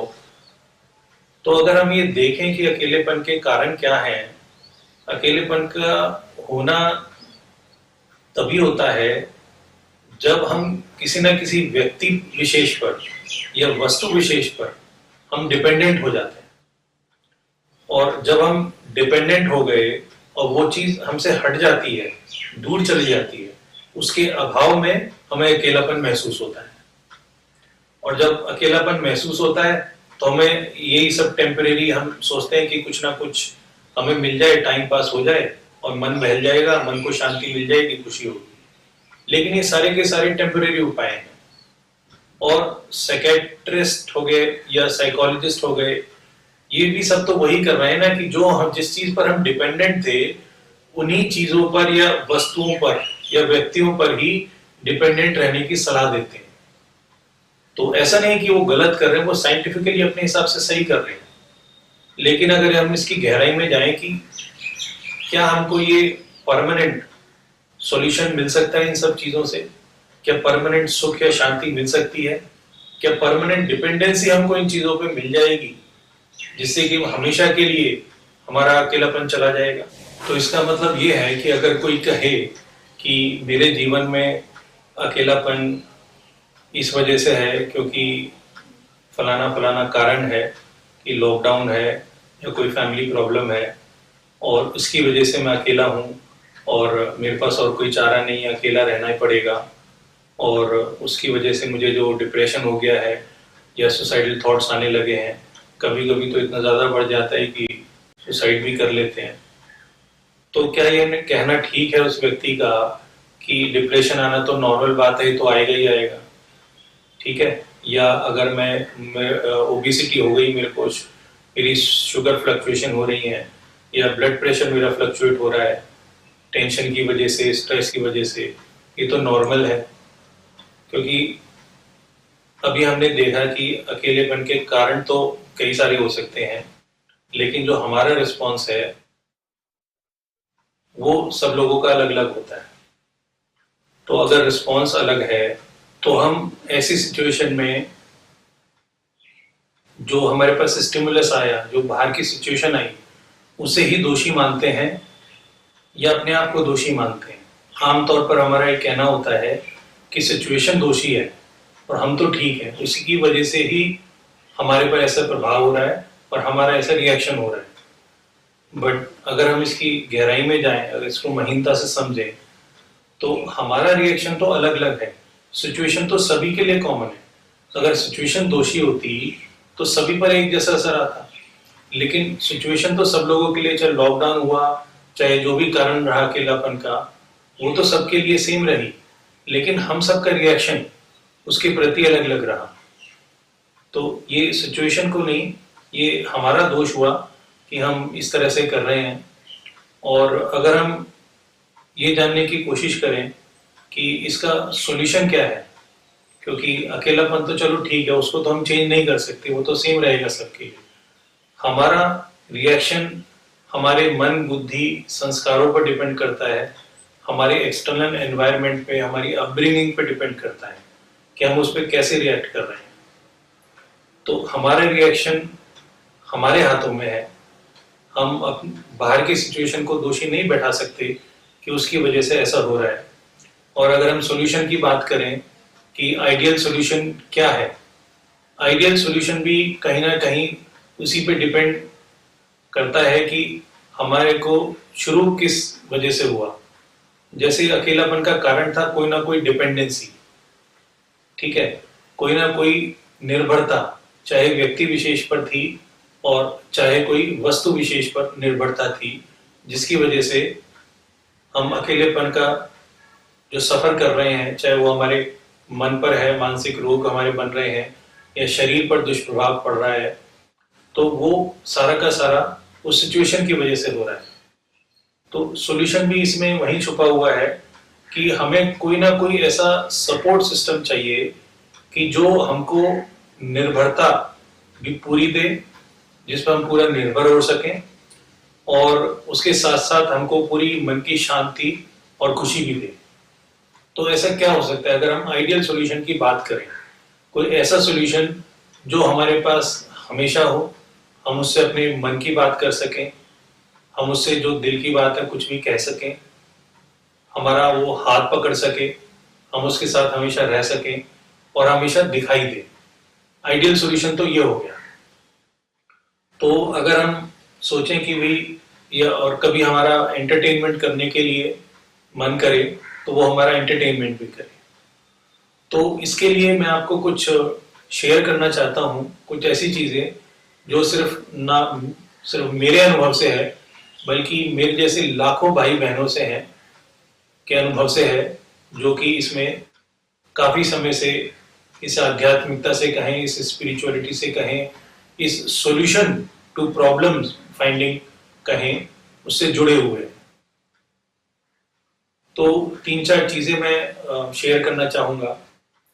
पहली चीज तो है कि रात को सोने से पहले 5 मिनट और सुबह उठने के तुरंत बाद 5 मिनट और हर भोजन ग्रहण करने से पहले 5 मिनट हम अब एकदम शांति से बैठ जाएं, ठीक है, बिल्कुल शांति से, और अपने मन में कुछ विचार हमने देने हैं। ये हमें धीरे धीरे प्रैक्टिस करनी पड़ेगी। विचार क्या देने हैं? विचार हमें देने हैं कि मेरी बुद्धि सारे विचारों से एकदम खाली हो गई है, मेरा माइंड एकदम एक ब्लैंक स्पेस है, उसमें कोई भी थॉट नहीं है। हमारी बुद्धि में निरंतर बहुत सारे थॉट्स आते हैं दिन भर, और एकदम ब्लैंक हो गई है। ब्लैंक होने के बाद उसमें बिल्कुल शून्य है, एकदम जीरो, जैसे फुल स्टॉप लगा देते हैं पेपर पर, बिल्कुल वैसे बुद्धि में फुल स्टॉप लगा दीजिए कि एकदम कुछ भी नहीं हो रहा है, एकदम साइलेंस है। और अब मेरी बुद्धि में ऊपर से तेजी से शांति की, शक्ति की किरणें आ रही हैं और जो मुझे शांति दे रही हैं। पहला थॉट तो ये हो गया कि दिन में 5 बार, 3 बार भोजन से पहले, सुबह उठने के बाद और रात को सोने से पहले। दूसरी चीज जो हम लोग करते हैं और हमने बहुत ही इफेक्टिव पाई है, वो है स्क्रीन टाइम को कम करना।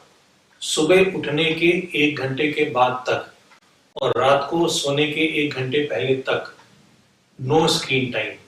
चाहे फोन है, लैपटॉप है, टैबलेट है, टेलीविजन है, कोई भी स्क्रीन, डिजिटल मीडिया नहीं देखना है। टोटली स्क्रीन बंद करके आंखों के सामने से हटा दीजिए और ये ट्राई करके देखिए, बहुत ही इफेक्टिव है। अब आप कहेंगे स्क्रीन का अकेलेपन से क्या रिश्ता? स्क्रीन भी तो एक डिपेंडेंसी है ना, क्योंकि हम मोबाइल फोन पे ही आजकल ज्यादातर डिपेंडेंट हो गए। हम इंसानों से, व्यक्तियों पर इतना ज्यादा डिपेंडेंट नहीं है जितने मोबाइल फोन पे डिपेंडेंट है। तो मोबाइल फोन को अगर हम धीरे धीरे परहेज की तरह से, एक एक्सपेरिमेंट की तरह से स्टार्ट करें और इसको आगे कैरी ऑन करके चलें, तो देखेंगे हमारी डिपेंडेंसी उस पर कम होती जा रही है। और हमारा लक्ष्य ये रहेगा कि उसको सिर्फ जरूरत के लिए, प्रोडक्टिविटी के लिए ही यूज करना है और किसी चीज के लिए नहीं। और ये आदत धीरे धीरे बनेगी। आप कहेंगे कहना आसान है, करना मुश्किल है, लेकिन कहते हैं कि अगर कोई भी चीज को हम 21 दिन तक परसू करते हैं तो हमारी आदत बन जाती है, और जो चीज आदत बन जाती है वो हमारी पर्सनैलिटी में फिट हो जाती है, और जो हमारी पर्सनैलिटी में फिट हो जाती है वो हमारा जीवन बना देती है। तो पहली चीज तो हर भोजन से पहले और सोने से पहले, उठने के बाद 5 मिनट साइलेंस में बैठना है, अपने विचारों पर फुल स्टॉप लगाना है दूसरी चीज, no screen time in the morning and in the evening, and only use the phone for productivity, for essential purposes only. तीसरी चीज जो मैं शेयर करना चाहता हूं वो है अपने विचार को देखना, विचारों को अवेयरनेस में लाना।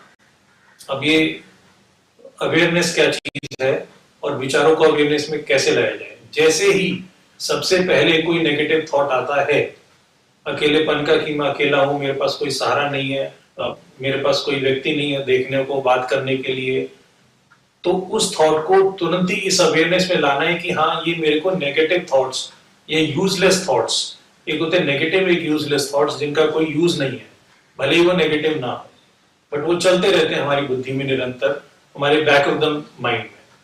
तो ऐसे थॉट जैसे ही आते हैं, तुरंत ये मेरे को साक्षी होके, एक विटनेस होके मेरे को ये सोचना है कि ये मेरे थॉट्स आने शुरू हो गए हैं, अब मुझे पॉजिटिव थॉट्स प्रोड्यूस करने हैं। अब उसके लिए पावर चाहिए, वो पावर अभी हमें नहीं है, तो वो पावर आती है मेडिटेशन से, स्पेशली राजयोग मेडिटेशन से। There are more than 100 types of meditation known to mankind, और राजयोग मेडिटेशन बहुत ही पावरफुल है, बहुत ही सशक्त करने वाली है, पावरिंग, और एकदम इंस्टेंट कॉफी की तरह से काम करती है। इधर आपने मेडिटेशन करना शुरू किया और उधर से पावर भरनी शुरू हो जाती है, और जैसे जैसे हम ये मेडिटेशन करते जाते हैं, उससे हमारी थॉट्स की अवेयरनेस आना शुरू हो जाती है। हमें पता लग जाता है कि हाँ, नेगेटिव या यूजलेस थॉट्स आ रहे हैं, अब इनको काउंटर करने के लिए मुझे पॉजिटिव थॉट्स बनाने हैं। और वो थॉट्स कैसे बनाने हैं, ये हम राजयोग मेडिटेशन में सीखते हैं। और चौथी चीज है जो मैं बहुत ही इंपॉर्टेंटली शेयर करना चाहता हूं, और वो ये है कि हमें हमेशा किसी ना किसी व्यक्ति, क्योंकि हम बचपन से बड़े हुए हैं, धीरे धीरे पहले माँ बाप का सपोर्ट रहा है, एक फैमिली सिस्टम का सपोर्ट सिस्टम रहा है, उसके बाद स्कूल में, कॉलेज में टीचर्स का, फ्रेंड्स का, कोलीग्स बन जाते हैं, और वर्क प्लेस पर भी कोलीग्स होते हैं, कुछ फ्रेंड्स होते हैं, उनका सहारा रहता है जो जिंदगी भर, तो हमेशा किसी ना किसी सहारे के साथ जिए हैं। तो ये सहारा हमारा, इंसानों का साथ रहना स्वाभाविक सी बात है, इसमें कोई गलत बात नहीं है। लेकिन हमें जो अकेलापन अब जो फोर्स्ड हो गया, चाहे मजबूरी हो गई और चाहे जबरदस्ती हो गया, इसके पास कोई सॉल्यूशन नहीं है, तो हमें जो सॉल्यूशन निकालना है, हमें कोई ऐसा आइडियल सॉल्यूशन चाहिए जो कि हमेशा हमारे साथ हो, और वो परम पिता परमात्मा के अलावा और कोई नहीं है। गॉड, ईश्वर, अल्लाह एक ही ऐसा सहारा है जो हमारे पास हमेशा रहता है। अब हम कह सकते हैं कि वो तो एक वर्चुअल है, दिखता तो है नहीं, हाँ, भगवान की बातें तो सब करते हैं, लेकिन देखा किसी ने नहीं है। लेकिन ये मैं गारंटी के साथ कह सकता हूं, और सिर्फ मैं ही नहीं, मेरे जैसे लाखों लोग जो राजयोग मेडिटेशन निरंतर अभ्यास करते हैं, उन्होंने भगवान का सहारा महसूस किया है, एक साथी की तरह महसूस किया है, एक पक्के दोस्त की तरह महसूस किया है, और उससे इतनी एनर्जी मिलती है कि वो एनर्जी किसी भी चीज में नहीं मिल सकती। और धीरे धीरे वो अभ्यास की बात है, जैसे जैसे मेडिटेशन करते जाएंगे, ये एक ऐसी आदत बन जाएगी कि आपको निरंतर उसका सहारा मिलेगा, आपको निरंतर उसकी प्रेजेंस महसूस होगी, और कभी अकेलापन महसूस नहीं होगा। और ये अभ्यास एक जो मैंने अपने जीवन में देखा, क्योंकि जो भी चीज मैं आपके साथ शेयर कर रहा हूँ, ये मेरे जीवन में सारी सिचुएशन आई हुई है, और मेरा अकेलापन करीब 5 साल से ज्यादा चला था, और कोई एक पर्सनल प्रॉब्लम की वजह से, और उसमें मुझे तुरंत ही मुझे सहायता मिली राजयोग मेडिटेशन से, और मैंने 1 hour daily for 7 days meditation का कोर्स किया, और तब देखा कि मुझे इतनी पावर मिली कि जिन चीजों पे मैं डिपेंडेंट था, वो सारा का सारा शिफ्ट हो गया परमात्मा की तरफ। एक शुरुआत होती है एक मन में कि हाँ, मेरे साथ भगवान है, लेकिन वो रियलिटी इतनी रियल है कि उसको कोई नकारा नहीं जा सकता। ये एक अनुभव करने वाली चीज है। मेरे लिए लोनलीनेस एक बहुत बड़ा भाग्य बनाने वाली चीज बनकर आई, मेरे लिए तो ये वरदान साबित हुई। तो it is actually A boon and not a Ben, this loneliness, because इसने मेरे को न सिर्फ मुझे अंदर से शक्तिशाली बना दिया, बट मुझे हमेशा के लिए एक ऐसा सपोर्ट सिस्टम दिला दिया परमात्मा के रूप में, जो कि जब भी मैं चाहूँ मेरे साथ रहता है हमेशा, और हर चीज में मेरी मदद करता है। तो आप भी एक बार ट्राई करके देखिए, बहुत फायदा होगा। और इस एक्सपीरियंस शेयरिंग के लिए, इस थोड़े समय के लिए, मैं न सिर्फ मेडिकल विंग ब्रह्मा कुमारी बल्कि अवेकनिंग टीवी को भी मैं धन्यवाद करना चाहता हूँ कि मुझे ये मौका दिया। और मुझे ये पूरा विश्वास है कि अगर आप कोशिश करेंगे तो आपको भी मेडिटेशन करके, राजयोग मेडिटेशन का निरंतर अभ्यास करके लोनलीनेस का पूरा सपोर्ट सिस्टम मिल जाएगा और आप कभी अकेले नहीं रहेंगे। अब हम एक छोटी सी जर्नी पे चलते हैं। लोनलीनेस को बीट करने के लिए मेडिटेशन का अभ्यास करेंगे थोड़ी देर के लिए। और यही अभ्यास जो चर्चा की थी, सुबह उठ के रात को सोने से पहले, हर भोजन ग्रहण करने से पहले जो हमें करनी है, और अपने थॉट्स को अवेयरनेस में लाने के लिए हमको जो मेडिटेशन का अभ्यास करना है, और वही अभ्यास जो हमारा कनेक्शन डायरेक्टली सुप्रीम सोल, परमपिता परमात्मा ईश्वर के साथ लगा सकता है, उसका हम थोड़ा सा अभ्यास करेंगे, थोड़ा सा जानेंगे। आप कंफर्टेबली जहां भी बैठे हैं, जैसे भी बैठे हैं, आराम से बैठ जाएं।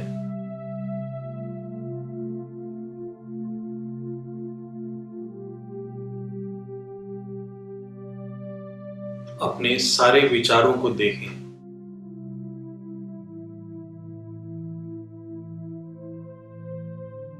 वो विचार आपके परिवार के बारे में, अपने कैरियर, फ्यूचर के बारे में हो, चाहे वर्क प्लेस के बारे में हो, लॉकडाउन के बारे में हो, देश के, दुनिया के बारे में हो, सभी विचारों को एकदम से समेटकर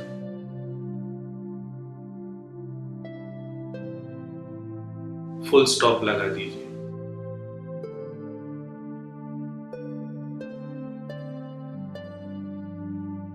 मेरे सारे विचार एकदम शून्य हो गए।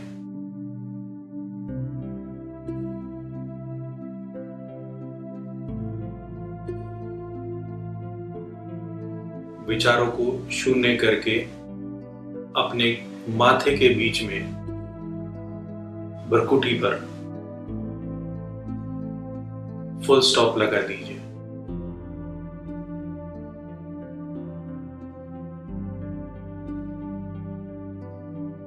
I can only see the full stop. I have no thoughts whatever.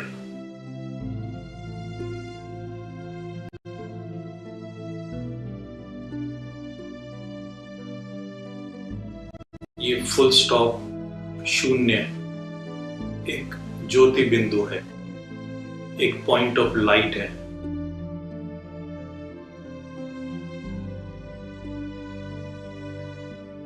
उस पॉइंट ऑफ लाइट को माथे के बीच में महसूस कीजिए।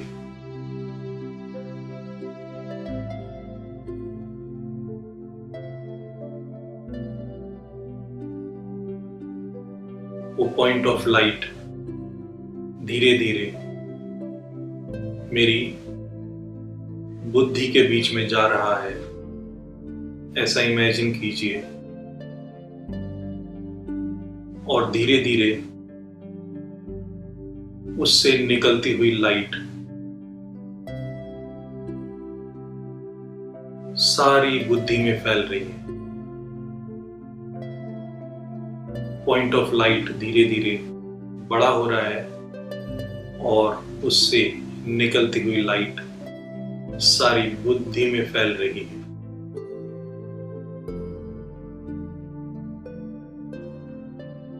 जैसे जैसे लाइट बुद्धि में फैलती जा रही है, मेरे विचार एकदम से समाप्त हो रहे हैं और मेरी बुद्धि में चारों तरफ शांति की किरणें फैल रही हैं।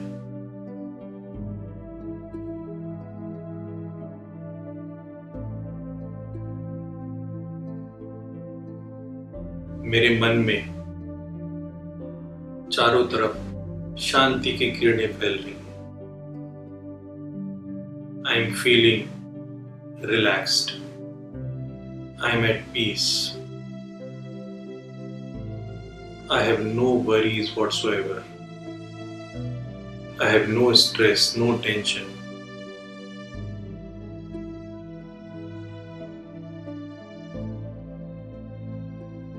I can control my thoughts.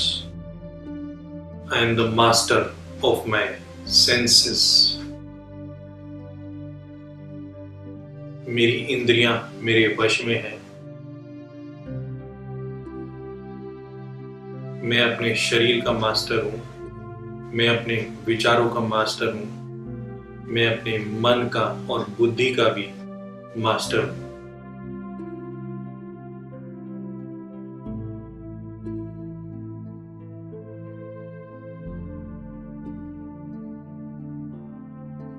Now visualize this light inside your mind, expanding your entire body.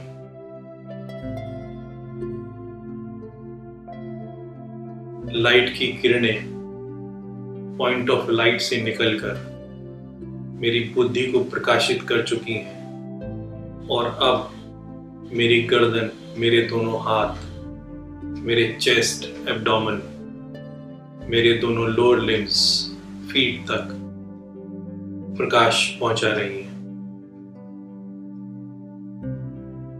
And my body is feeling light and relaxed with this light. I have no thoughts. I only have light inside my mind, my consciousness, and my entire body.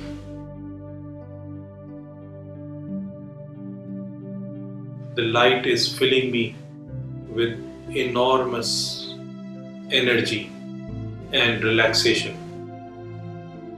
I am at 100% peace.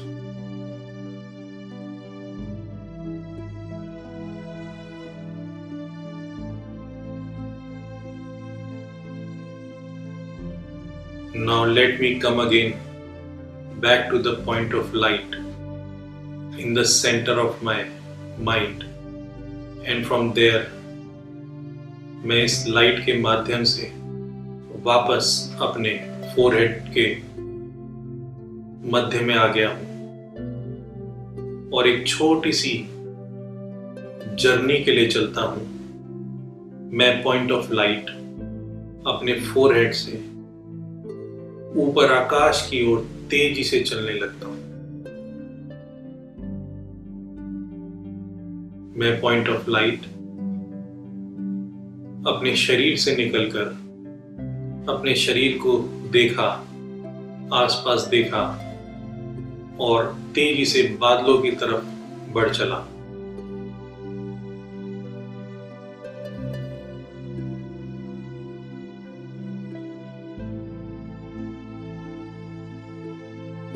बादलों को पार करते हुए चांद सितारों से भी दूर मैं बहुत दूर ऊपर की ओर जा रहा हूं, जहां मुझे इनफाइनाइट सोर्स ऑफ एनर्जी मिल रही है।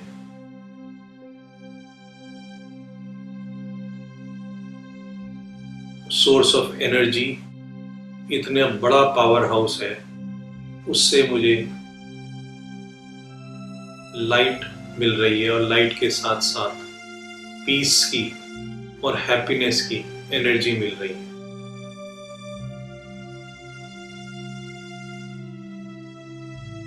और मैं लाइट चार्ज हो रही हूं।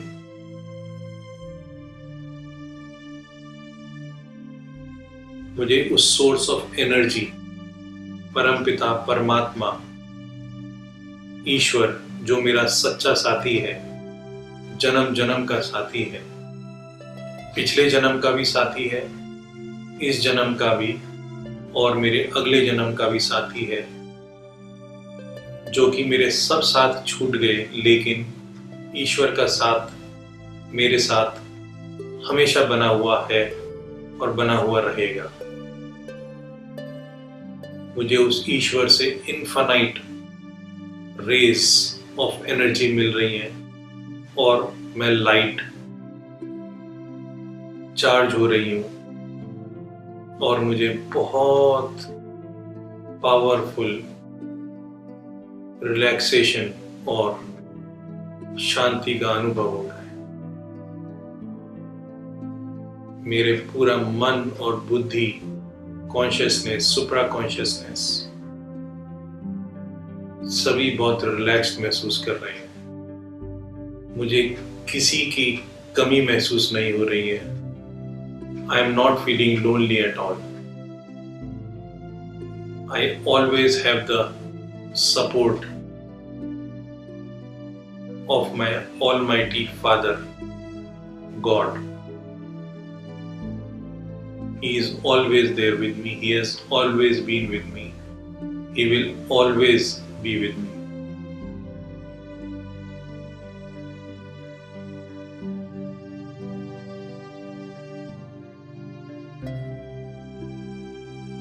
अब अपना हाथ पकड़कर उस सुप्रीम पावर को अपने साथ रखेंगे और उसका हाथ पकड़कर उसका साथ महसूस कर मैं वापस अपने शरीर में आ जाता हूं और उसका हाथ पकड़कर मैं जो भी काम कर रहा हूं उसके साथ ही कर रहा हूं। चाहे मैं फोन इस्तेमाल कर रहा हूं या मैं पेशेंट देख रहा हूं या अपने फैमिली मेंबर से बात कर रहा हूं, कभी किचन में जा रहा हूं, कभी ड्राइविंग कर रहा हूं, किसी से बात कर रहा हूं, जो भी मैं देख रहा हूं, जो भी मैं सुन रहा हूं, जो भी मैं कर रहा हूं, मैं ईश्वर के साथ कर रहा हूं। उसका साथ इमेजिन कीजिए अपनी सारी डेली एक्टिविटीज में।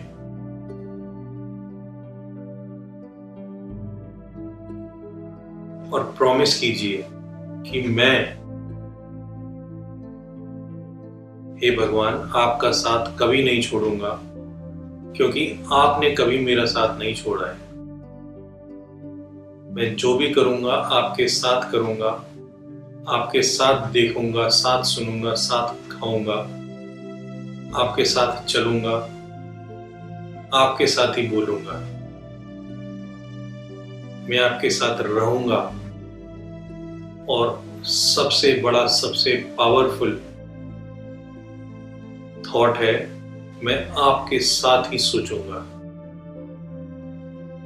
क्योंकि अगर आपके साथ सोचूंगा तो कभी गलत नहीं सोच सकता, कभी अकेला महसूस नहीं कर सकता।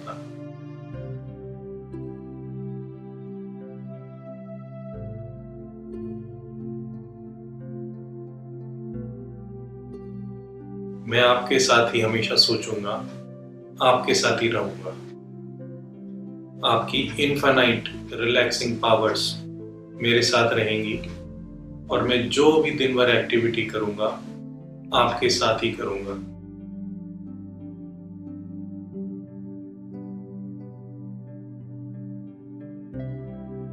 मेरा अकेलापन, हे प्रभु, वरदान साबित हुआ है मेरे लिए कि मुझे आपका सानिध्य मिला, आपका साथ मिला, आपका सपोर्ट मिला, आपकी शक्तियां मिली और हमेशा मिलती रहेंगी।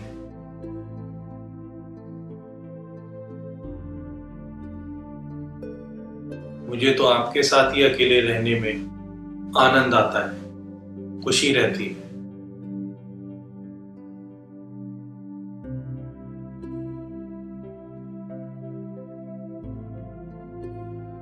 आपका बहुत बहुत शुक्रिया, थैंक यू, धन्यवाद परमपिता। आपका मेरे साथ होने के लिए।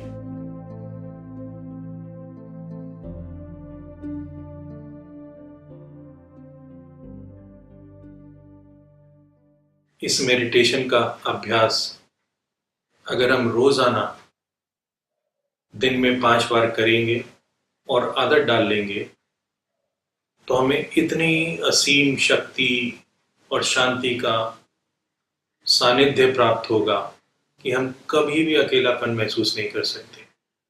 कोई मानसिक रोग और शारीरिक बीमारी हमसे कोसों दूर रहेंगी। हमेशा हम एनर्जाइज्ड, चार्ज्ड अप महसूस करेंगे।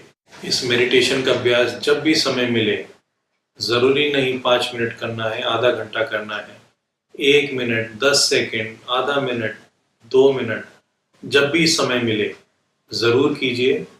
एंड आप अपने थॉट्स को अवेयरनेस में लाके पहचान सकेंगे।